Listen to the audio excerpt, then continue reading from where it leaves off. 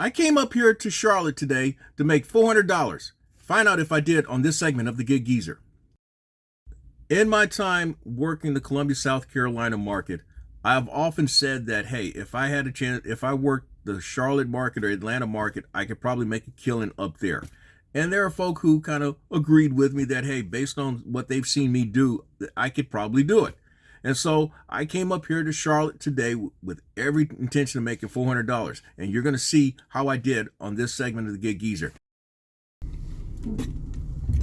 All right, this is actually my second trip for this very first pickup situation here in Charlotte today. What it was, I actually had a stacked Panera Bread and McDonald's order that was showing for $24, of which it was showing 23 items, but 21 of which was from Panera. So guess which one that I took, which is Panera, because the offer amount is $20.25. Well, actually, as I mentioned, this is my second trip back to Panera, because as I was leaving the drop-off location for the order, a lady comes out and tells me, Panera says you're gonna have to come back and get some items because they're missing. And it's not really my fucking problem that they didn't pack everything like they're supposed to. So I asked the lady, did you order through DoorDash or did you order directly through Panera? And her explanation, at least what they explained to her, was that the order's already been paid for, and so you're gonna have to come back and get the items. So I looked at the actual drop-off time shown by DoorDash, and I've got another 20 minutes as I'm documenting this particular order drop-off. And so I went ahead on and I've gone on and accommodated this customer. But if this was an Instacart order, these motherfuckers would be blocked. Now, I don't know if this order is going to pay more than $20.25. The actual drop-off location is a non-profit organization, and I'm not all that confident that a non-profit organization is going to tip significantly, and I don't see anything on this invoice showing any type of tip or dollar amount to the order, in fact. So this is a rather auspicious start for me up here in Charlotte. But my reasoning for coming up to Charlotte today is that I put in a half a grind yesterday, Monday, February 20, 2023.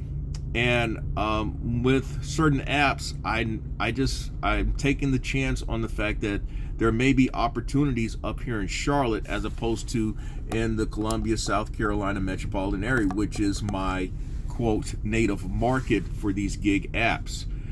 And I'm thinking I have a dollar amount in mind that I want to make today. Now, what I'm doing is something that I did like 5 years ago, prior to me having hip replacement surgery, in that there were times in which I would migrate to another market, to particularly Charlotte or Charleston, when I was doing rideshare. And I went there with every intention of making at least a couple $100 when I would go up there.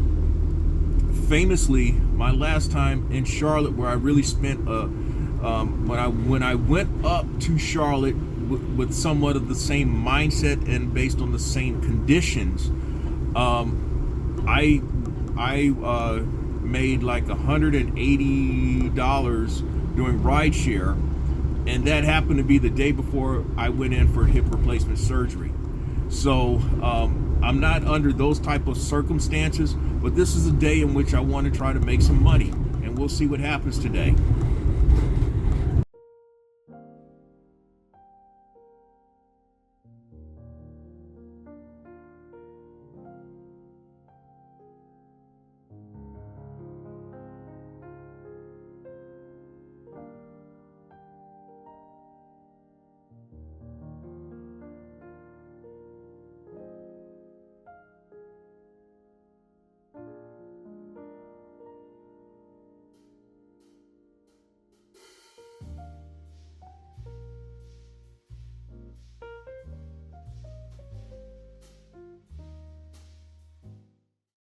Now, I accepted a $54 Instacart order, triple stack, like 11 items, 11, 12 items total. But this is to a place called the Restaurant Depot. And the Restaurant Depot reminds me of what Sam's used to be like 30 years ago. A true warehouse type setting where people who have businesses come here and order or purchase or order their stuff. And man, I was definitely out of my element trying to find stuff in there. I had to get help on half of the items because I didn't know where they were. But 45 minutes later, I'm back out here in the parking lot and I'm documenting my having at least completed the shopping part of that order. And as you see here on the inset, those were the items that the people requested. There was cod, there was catfish, there was gator meat, black beans, corn, flour, 50-pound bag of flour, and then there were strawberries. I had to refund that, but then another customer requested some spinach, so I think I'm going to still be at about $54. Now, I'm out here in Charlotte to try to make some money today. I still haven't announced what that amount of money is, but I have a dollar amount in mind, and I am on my way towards reaching that goal. So I'll get back with you on the next delivery.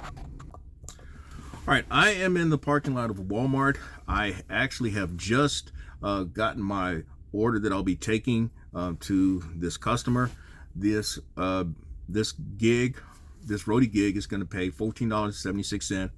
The mileage is 5 miles, so I'm guessing in Charlotte the driving time should be about 15 to 20 minutes. I'm on a very busy road. In fact, the location is a very busy road that takes you into downtown, that takes you out of Charlotte. And I'm also about 20 minutes removed now from having completed that Instacart order that looks like it's going to pay about $54.41. Now, really, there's a little bit of drama that's with that Instacart order because while I was en route to dropping off the third of the 3 orders, I got a call from Instacart whereby they asked that they confronted me about a customer claiming that they didn't get their order, which is a fucking lie, just outright fucking lie. I confirmed the address with the Instacart support person. I also gave the Instacart person a description of the place. Most notably, there were 4 vehicles in the driveway, and this is quite obviously a scam situation, and I'll explain very quickly here. The reason why it's a scam situation, the reason why I reacted the way I did, because the size of the order was $189. In an order like that, you would think that these people probably tipped because of the things that they got. I mean, the alligator, the catfish, the cod, those are some pricey items, and you would think that maybe those are the people that tipped. Well, come to find out, these motherfuckers did not tip. 0 tip, as you can tell here on the inset. But that was not my reaction during the phone call with the Instacart person. My reaction was that for me to confirm the information that I did, to also remind the Instacart person that there was a picture taken in the app, and then I also took a picture outside of the app of the actual drop-off. That tells me that this person was trying to run a scam when you put one and one together. 0 tip, $189 worth of items, and then claim that you didn't get your order. That's a scam situation. And so hopefully I won't get trashed in rating because of this, but I got to move on. I got some money to make. This order now is going to put me at over $90, and I've been out here putting in my grind for about 3 hours now. The interesting about Charlotte is that when I come up to Charlotte, I'm always expecting to make money because there is a lot of money to be made up here. And so when I get back with you, it'll probably be either at a drop off of this, Roadie gig, or it will be the next opportunity that I've found for myself.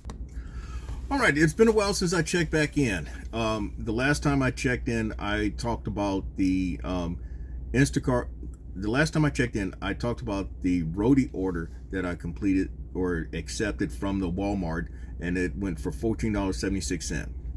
After that Roadie order, I accepted a Uber Eats order from a Papa John's, and that went to a medical office facility, and that one paid $10.43. Of course, the guy whom I handed it to, he says, "Oh yeah, I tipped you real well." $7.43. I'll just leave that one alone. After the Uber Eats order, I'm thinking that I'm still in pretty good position. I mean, after about 3 hours, I'm at like $92, $100 somewhere in there. But then things really kind of slow down, and I think a lot of that has to do with my order selection. And this happens sometimes. And then again, I'm up here in Charlotte. I'm trying to do something that I'm trying to make money as I do at the same type of pace and speed in Columbia. And when you are not familiar with a market, and this is a good example where you have to know your market geographically or learn your market geographically. Well, I've come up to Charlotte on occasion over the last 30 years, but not with the same frequency as when I was a newspaper reporter or even when I did rideshare. So I'm kind of unfamiliar with Charlotte again, and I'm trying to familiarize myself, kind of give myself a crash course. And one thing that I've managed to do is avoid the traffic. So, but at the same time, my speed and pace by which I've been traversing the town, and another factor has been the orders.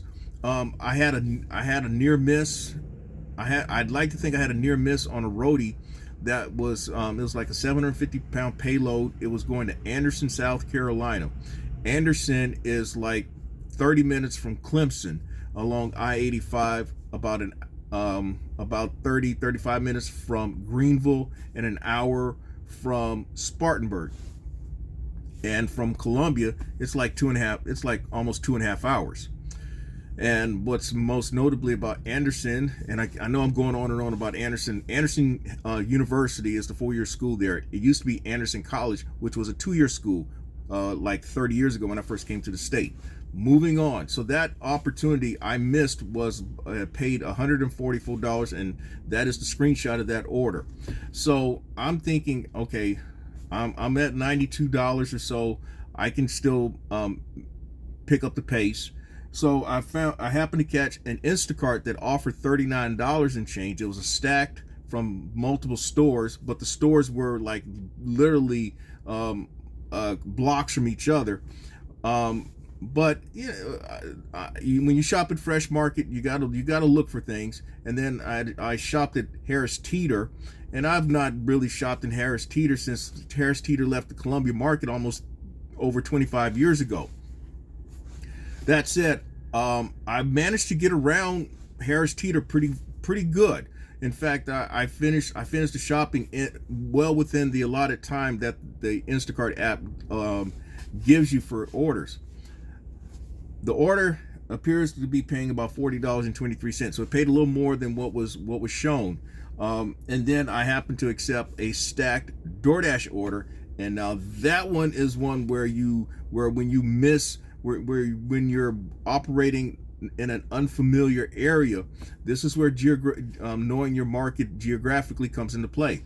Well, the order took me from near downtown area out just beyond the Charlotte airport, and that's a good hike from downtown. Fortunately though, I did this at the right time of the day, and I happened to take the right roads that took me pretty much along the path out to where I had to complete both orders. So at this juncture, at this point of documentation, I'm at $163.72. I've been out here for a good 7 hours. I'm thinking though, if I'm going to give myself another hour, I'd like to come out of Charlotte having made $200. My goal was to make $400 here in Charlotte today, but that ain't happening. I've not seen any quality dispatch orders come across. Have not seen any curry orders come across. VHO is a Charlotte market, and hadn't seen anything on VHO. So my thinking that I would catch these other apps in which because it's being Charlotte, bad calculation on my part at this juncture. So I could save face and go back to Columbia this evening and make up the difference and probably come close to making $300 today. But I sure as hell would have liked to have done that in Charlotte. Maybe it's for bragging's sake, maybe it's not, but I did come up here with a game plan thinking that I can come away with at least $200. And so that's what I'm trying to do. So next time I get back with you, we'll see where I'm at. By the way, if you like the content that's been provided in this segment of the Gig Geezer or in any other segment of the Gig Geezer, hit that subscribe button, give my content a thumbs up, share my content among others, and I definitely welcome comments in the section below.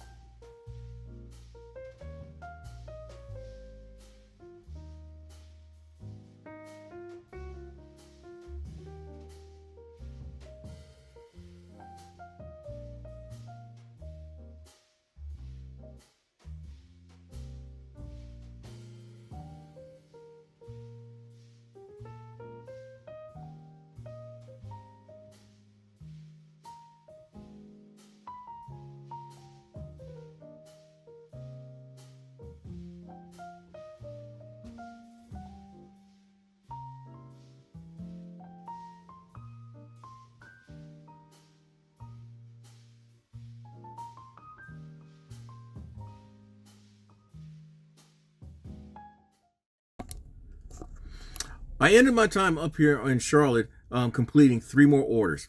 The first was a Uber Eats for $12.25 at a Oriental restaurant, and the other 2 were quick, as I would say, relatively quick Instacart orders. One that paid $16.60, and the other paid $13 and change. I accepted the one for $13, although that's not really my minimum preference. My minimum preference for single orders is $14. But after the day that I've had today, I figured that I could at least kind of walk gingerly out of Charlotte having made at least $200, and that's why I took it. That order paid over $13 and got me to $206 and change. Now, there were lessons learned today. I learned that at a minimum, I can make at least $200 in another market, like a Charlotte. What I also learned is that it can be slow in markets like Charlotte as well. And I also learned that what happens is that when you're in, quote, your native market, you're able to enter into a rhythm or a certain pace in most situations in which you can work the apps to your advantage. Now, here today in Charlotte, I lost time with some of my orders. I lost time with my pace of trying to make money by being bogged down really with Instacart orders. Yet at the same time, the Instacart orders were the ones that were paying. I made over $125 on the Instacart app today. I made $43 and change on DoorDash. I made $22 and change on Uber Eats. I made $14 and change on Roadie. So that said, sometimes you go where the money is, but what happens is that when you're working Instacart, there's a time element involved. The time could be a function of your familiarity with a market. The time element could be a function of your familiarity with a store. It could be a function of your ability to find items, whether they have them or not. Sometimes it's a matter of the items are there, but you've got to wait for somebody to get the items to you. There's also, with Instacart, there's a time element of bagging the orders. There's a time element of taking the orders to the customer. And I know that there are people who really make a big emphasis on the miles aspect. So, for example, ideally, you want to at a minimum, you want to make sure that the miles make sense in terms of not so much as dollar to mile ratio, but you want to make sure that the miles make sense and that you're not driving from here to Timbuktu to drop off an order. So I will say that my orders did not take a lot of time driving wise. Another thing is when you go to a different market, you also got to familiarize yourself geographically. And that's one thing I've always said, that you want to learn your market geographically, or you want to know your market geographically. In my case, I'm not entirely familiar with Charlotte. When I was a newspaper reporter working in Spartanburg, South Carolina, I came up to Charlotte on a regular basis, and so I knew my way around many of the major spots. But when you're working not the major spots, and you're trying to get around town like you do in your quote native market, that's a different mindset. But I managed not to get turned around and get lost. I managed not to lose time getting to the customers' addresses. My biggest lesson learned was my overestimation or underestimation of when you're even in a larger market, things can be slow. And the fact is that I did not see a lot of orders come across my screen on most of the apps. The app that I saw the most orders was Uber Eats, but with Uber Eats, many of the orders don't make any sense. They're too low or the miles aren't right. Yet I still completed 2 orders. DoorDash, I got a large order program to start the day, and then I got a stacked order for $20. So I'm okay with that. I'm not so dependent on DoorDash to where it's my main engine. Again, DoorDash is just one of many options that I have. But where I thought that I would make my money was on the last mile apps like Roadie, Dispatch, Veho, or Curry. And while I saw some orders come across on Dispatch, most of them did not make any sense. They were not the money that I'd seen in Columbia. Roadie, now the big loss was that one from Charlotte to Anderson, South Carolina. That might change the complexion of the day. Then again, what's for you, you're going to get. I never saw anything on Curry, and I never saw anything on Veho. So it is what it is. Well, if you like the content that's been provided in this segment of the Gig Geezer or in any other segment of the Gig Geezer, hit that subscribe button, give my content a thumbs up, share my content among others, and I definitely welcome your comments in the section below. Or I'm not even going to say that you were encouraged or inspired or anything of the sort like that. Maybe this segment of the Gig Geezer was more so entertainment purposes, in which I set a very high goal, and I have made $400 or more, having worked primarily out of the Charlotte market. But most of those dollars earned were based on scheduled or set opportunities. It's a different story when you go to that market and you're going to try to start from zero and build up that total. But again, I may have underestimated, I may have overestimated, and that's my lesson learned. So again, if you like the content that's been provided in this segment of the Gig Geezer, hit that subscribe button, give my content a thumbs up, share my content among others, and I definitely welcome your comments in the section below. I'm Inwood Lane. As always, may your grind and may your hustle continue.